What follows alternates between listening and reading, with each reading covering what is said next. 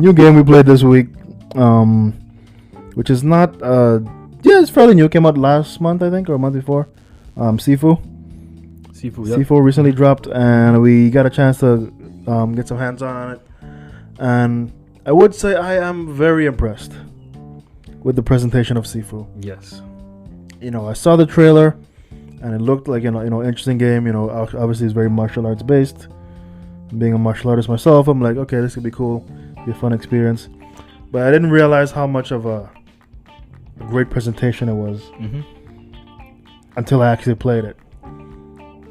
Now, it's not only visually, very compelling. It plays out like a martial arts movie. Yep. So if you're into like classic martial arts or old school martial arts movies, this is right up your alley. And gameplay wise, it's the mechanics aren't too hard to grasp, but you can do some really cool. Yeah, there is somewhat of a learning curve, and there is a skill tree as well. So there's new moves you can learn and all that kind of stuff. But definitely, I mean, I like Sifu. It's a nice. And the thing is, but I mean, after playing it and stuff, I looked up a couple of things, and the game can be beaten within an hour. Yeah. Which you can do speed runs. I've seen like 20-minute speed runs.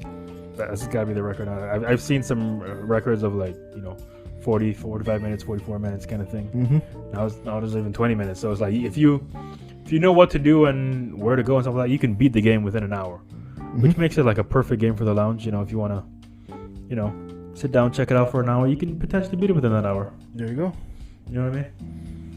And again, it's a narrative-driven game that doesn't really, you don't have to pay it. So it doesn't take itself so seriously where you have to like look in every corner, and it's like, for the most part, it's pretty straightforward. Pretty straightforward. You just gotta I mean, after the first playthrough, then it's gonna be even more straightforward. You know exactly. It's classic narrative. Of course, someone killed your master. Well, now you gotta get revenge. Father in this part. Yeah. Same thing. Yeah. In these movies, I'll play pretty much the same. But what's interesting about this one is that you can there's some decisions you can make along the way. So, for example, it's a whole crew of these guys, and you're taking them out one by one for the most part, and you can decide whether you want to spare them or not. And it's interesting, and I think based on your decisions, certain things play out differently. Some you spare. So again, I haven't played it all the way through yet, but it seems like a pretty cool game. Definitely. For all things considered, it's definitely one that definitely worth checking out. You can play and play again. A lot of replay value. Almost roguelike-esque in that way.